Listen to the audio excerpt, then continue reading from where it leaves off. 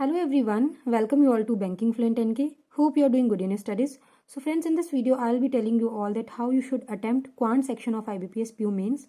So I am very glad today because यहाँ पे मैंने quants का IBPS PO mains का जो थर्ड नंबर का सेक्शनल है ना उसको अटैम्प्ट किया है एंड मुझे 100% मैंने एक्यूरेसी से अटैम्प्ट किया है, तो मुझे उस चीज़ की बड़ी खुशी है।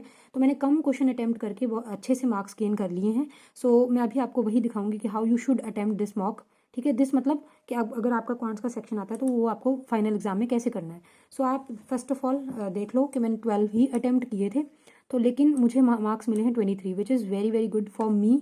मतलब एक स्टूडेंट जो एकदम एवरेज है क्वांट्स में, तो उसके लिए मेरे लिए तो ये मार्क्स बहुत हैं। कईयों को हो सकता है कि लगे कि ये मार्क्स बहुत ज़्यादा नहीं है, but for me it is like बहुत ज़्यादा अच्छे मार्क्स हैं मेरे लिए। ठीक है, सो यहाँ पे मैं आपको सबसे जो अच्छी बात है वो ये है कि मेरा एक भी क्वेश्चन रॉन्ग नहीं हुआ, which is very good thing. उसके बाद यहाँ पे मैंने 12 ही अटैम्प्ट किए एंड मुझे 23 मार्क्स मिले हैं, परसेंटाइल 97.5 है।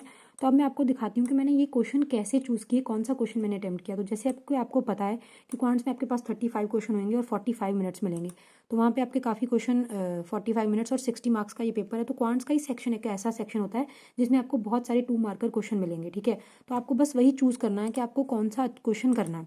अब आप ये चीज़ जान लो कि अगर कोई question 2 marker, it doesn't mean कि आपको बस उसको उसके पीछे ही पड़ जाना है।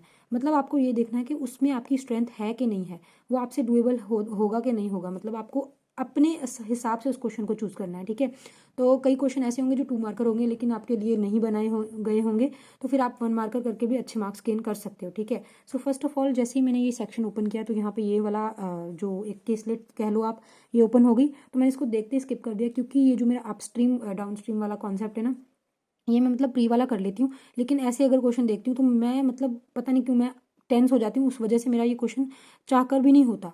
पता नहीं क्या प्रॉब्लम है इसमें। ठीक है, फिर मैंने इसको स्किप करना बेटर समझा। उसके बाद वैसे भी ये 2 ही क्वेश्चन थे, तो ये फिर मैंने ये देखा, इस क्वेश्चन में ये 3 स्टेटमेंट थी, इनको कंपेयर करना था। तो मतलब ये बताना था कि कौन सी ये मतलब जो इन्होंने पूछा है डेटा सफिशिएंसी काइंड ऑफ था। ठीक है, कि मतलब आपको कौन सी स्टेटमेंट को यूज़ करके आपको ये आंसर निकल के आएगा। ठीक है, तो ये क्वेश्चन मुझे लगा, देखा मैंने, ठीक है, यहाँ पे एक्स वगैरह एक्स दे रखा था, तो मुझे लगा कि ये टाइम टेकिंग होगा, मार्क फॉर रिव्यू करके मैं आगे चली गई। मतलब आपको किसी भी क्वेश्चन को देख के फंसना नहीं, ये नहीं सोचना कि ये हो जाएगा इसको अभी कर लूँ। आपको हमेशा इस चीज़ की तलाश में रहना है कि शायद आगे मुझे इससे भी कुछ ईजी मिल जाए।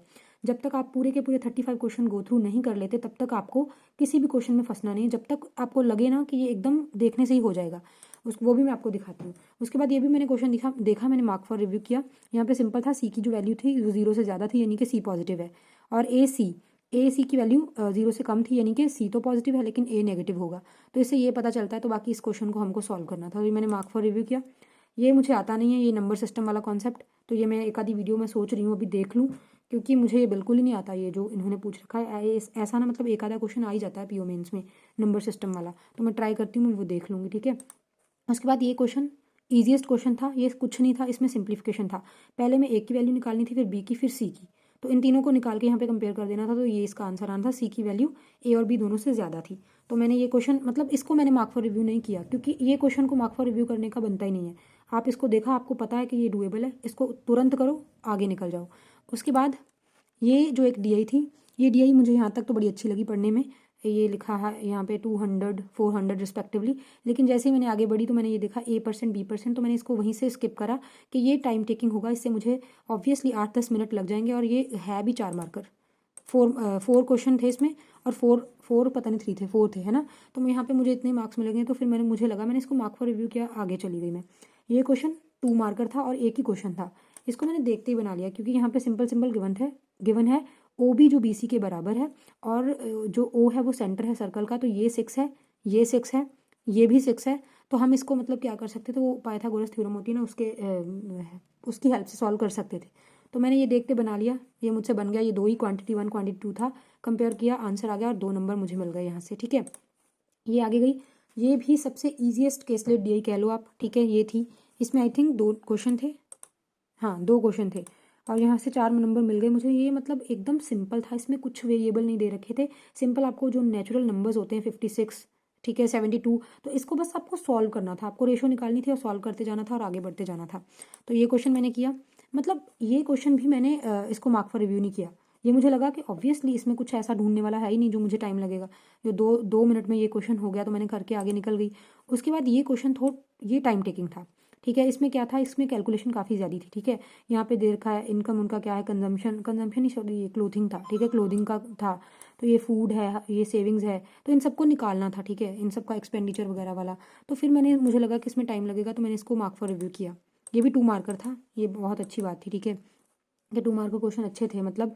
तो ऑब्वियसली आपको पेपर में देखो, आप खुद सोचो 35 क्वेश्चन है और 60 मार्क्स हैं, तो आपको काफ़ी ज़्यादा 2 मार्कर मिलेंगे, ठीक है। तो ये आपके लिए प्लस पॉइंट है। उसके बाद ये प्रोबेबिलिटी वाला था, देखते ही मैंने स्किप किया, मुझे प्रोबेबिलिटी में नहीं फंसना, मुझसे मतलब नहीं होता ये। उसके बाद ये जो डी आई थी ये भी डुएबल थी। इसके कितने क्वेश्चन थे, ये 3 क्वेश्चन थे, 6 नंबर यहाँ से मिल गए। ये डाटा सफिशिएंसी था, ये डेटा इंटरप्रिटेशन और डेटा सफिशिएंसी को मिक्स करके बनाया था, तो ये भी देखते ही सॉल्व हो रहा था, ठीक है। तो ये मैंने कर लिया, ओके। आप देख सकते हो यहाँ पे सिंपल था ये कॉन्सेप्ट, ओके। इलिटरेट पॉपुलेशन के बारे में कुछ बता रखा था, ये लिटरेट थी, तो यहाँ पे टोटल पॉपुलेशन दे रखी थी, तो बस ये डुएबल था। और हाँ, एक चीज़ मैं आपको बता देती हूँ, यहाँ पे ना जैसे इन्होंने दे रखा है, तो यहाँ पे आपको करना क्या है, जैसे यहाँ पे उन्होंने 2013 के बारे में बोला है ना, तो आपको सिंपल यहाँ पे 2013 का डेटा मैंने लिया, उसको सॉल्व कर लिया, बाकी के डेटा देखने की ज़रूरत नहीं है। समटाइम्स क्या होता है, मैंने मतलब ये चीज़ ऑब्जर्व करी है कि मैं क्या करती हूँ कि क्वेश्चंस को देख के मैं पहले उसका डेटा निकालने लग जाती हूँ। जैसे 2011 का निकाला, 12, 13, 14, लेकिन आप क्वेश्चन देखो, ठीक है, आप अपने टाइम के हिसाब से चलो, फटाफट आगे चलते जाओ। यहाँ पे जितना भी आपको डेटा दे रखा है बस उतना सॉल्व करो। उसके बाद नेक्स्ट जैसे करा, तो यहाँ पे मेरे 3 क्वेश्चन बन गए। ये फनल डी आई थी एक, तो ये मुझे मतलब ये हो सकती थी, ये ऐसा नहीं कि डुएबल नहीं होती, ईजी होती है ये, लेकिन ये था कि मतलब मुझे लगा कि यहाँ पे टाइम जाएगा मेरा, तो ये भी 2 मार्कर थी। तो यहाँ से मतलब अगर ये कर लेते तो 5, यहाँ पे 10 नंबर मुझे बड़े आराम से मिलते, लेकिन वही लालच नहीं करना है, ठीक है। आगे चलो, यहाँ पे मैं आगे गई, ये बहुत बहुत इजी डी आई थी, लेकिन ये मैंने देखी पहली बार थी, तो यहाँ पे ना बड़ा इजी से उन्होंने समझा रखा था, मतलब थोड़ा सा लाइन को पढ़ने में दिक्कत होगा अगर किसी को होगा, तो यहाँ पे उन्होंने बोल रखा था कि जो हॉरिजॉन्टल लाइन है ना, ये देखो हॉरिजॉन्टल ऐसे होता है, ठीक है, वर्टिकल ऐसे होता है। तो यहाँ पे उन्होंने बोला कि ये जो वर्टिकल साइड है ना, इस पे उन्होंने बता रखा है ए बी सी तीनों को कितना टाइम लगता है एक काम को करने के लिए, ठीक है। और यहाँ पे जो ये जो है ना हॉरिजॉन्टल लाइन, यहाँ पे बताया ए और बी को, ए को अलग कितना टाइम लगता है, बी को अलग कितना लगता है। बाद में इन्होंने ये डायग्राम के बेसिस पे बताया है कि जिसमें ये देखो ट्राइंगल की शेप ऊपर को होगी ना, जैसे ये वाली डायग्राम, तो इसमें ए को लेस टाइम लगेगा बी से, यानी कि यहाँ पे ए को, ये ए है, ये बी है, ये तीनों का है, ठीक है। ए को 5 दिन लगेंगे, ठीक है, बी को 15, और ए बी सी तीनों को मिला के 3 दिन लगेंगे। तो इसको ऐसे सॉल्व करना था। और ये जो जिसका मतलब ये शेप नीचे को है, इसमें ये था कि ए को मोर टाइम लगेगा, यानी कि ये है ए को 20, ठीक है, बी को 10, और ए बी सी तीनों को मिला के 6। तो इस तरीके से इसको सॉल्व करना था। यहाँ पे मुझे ये देखो, ये 5 मार्क्स की दी आई थी, यहाँ पे 10 मार्क्स मिल गए। तो ये कितना मतलब अच्छा है, अगर आपको चूज़ करना आ जाता है ना, तो सब कुछ आपके लिए आसान हो जाता है। तो देखो, मैं सिंपल सी बात आपको ये बताना चाहती हूँ, मेंस डुएबल होता है, ठीक है। मैटर कहाँ क्या करता है कि आपको मतलब कौन सा क्वेश्चन चूज़ करना है। अगर आप क्वेश्चन सही चूज़ कर लेते हो ना, तो आपको पेपर क्लियर करने से कोई नहीं रोक सकता। और आपको 100% एक्यूरेसी के ऊपर भी फोकस रखना है। और जीए का भी मेरा इस टाइम यही स्ट्रेटेजी रहने की मैं मतलब ट्राई कर रही हूँ कि मैं ऐसे करूँगी, चाहे वहाँ पे मुझे 10 क्वेश्चन आते होंगे मैं 10 करके आऊँगी, चाहे मुझे वहाँ पे 8 क्वेश्चन आते होंगे मैं 8 करके आऊँगी। क्योंकि क्या होता है ना, जब आप मतलब जैसे 22-25 नंबर मतलब जीए में क्वेश्चन करके आते हो ना, जब आपके 10 से 12 क्वेश्चन गलत हो जाते हैं तो वो नेगेटिव में जाते हैं ना, तो फिर बहुत काम खराब होता है। तो वो चीज़ को अवॉइड करने की कोशिश करना। So all the very best, and मेंस डुएबल है, प्लीज़ इस चीज़ को समझो। अगर यहाँ पे 35 क्वेश्चन है, तो इस 35 में से 10 से 12 क्वेश्चन तो डुएबल होंगे ही, तो बस आपका काम है उन क्वेश्चन को ढूंढना। So this is all about this video friends, thank you so much.